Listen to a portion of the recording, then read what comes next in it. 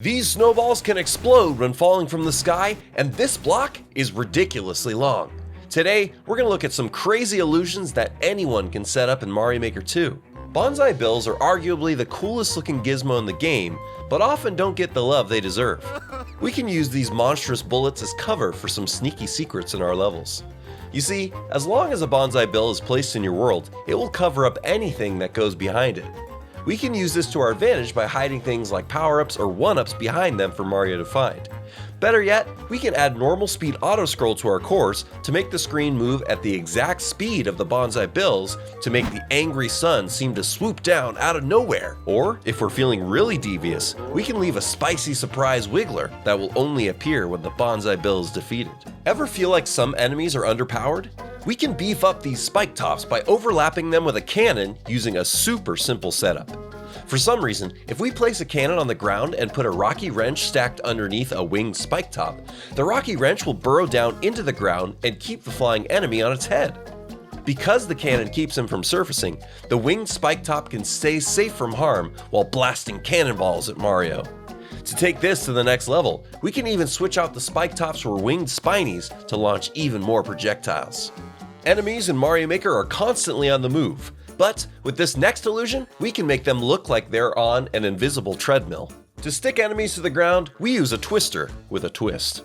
You see, we can't just place a twister directly underneath the enemy, otherwise it'll just walk past or bounce up and walk away. So, to make this work, we use a trick to make the twister platform half a block lower. By taking a track and making it curved, the blue lift can sit in between two blocks and have the twister create the whirlwind from the perfect height. Set up enemies to fall with a parachute and get caught in the twister. If we let the twister move on a bigger lift, it can make enemies that are normally stationary slide left and right with our new sticky setup. By limiting Mario's view by using semi-solid platforms, he will be amazed by these stuck enemies. Snowballs are a really nice touch when we're playing in the snow theme, but they often just feel silly. They come off as a minor annoyance rather than something we need to be careful to avoid. Instead, let's add some explosives inside of them. See, with a setup like this, we can add lit bob-ombs into the exact same space as the snowball as it slowly parachutes down. That way, when it gets close to Mario's position, it will detonate. Mario Maker 2 has a limited range of vehicles to choose from.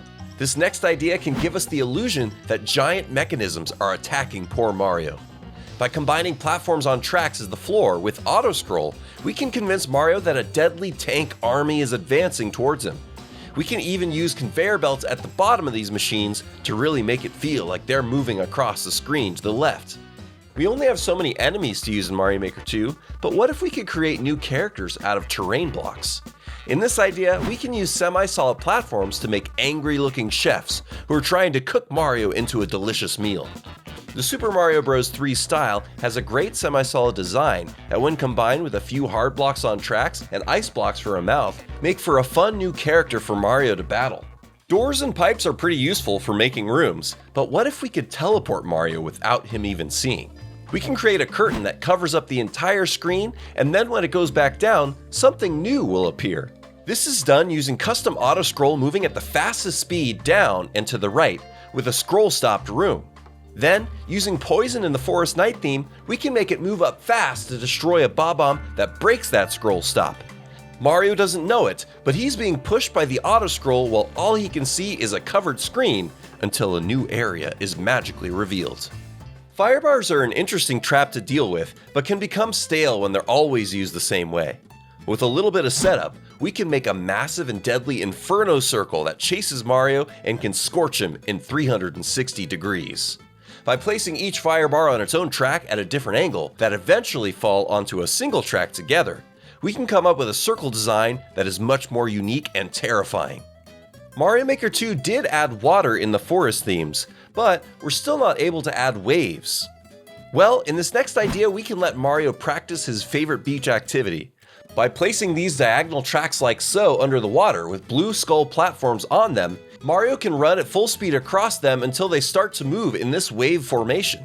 Mario can surf on these waves and needs to jump at the perfect time not to be pulled under the water. In Mario Maker, most objects are limited to the size of a single block in the editor.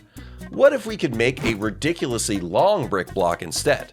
If we have many blocks fall onto a single track like this, we can create a really wide block that can even move diagonally or in a curved path.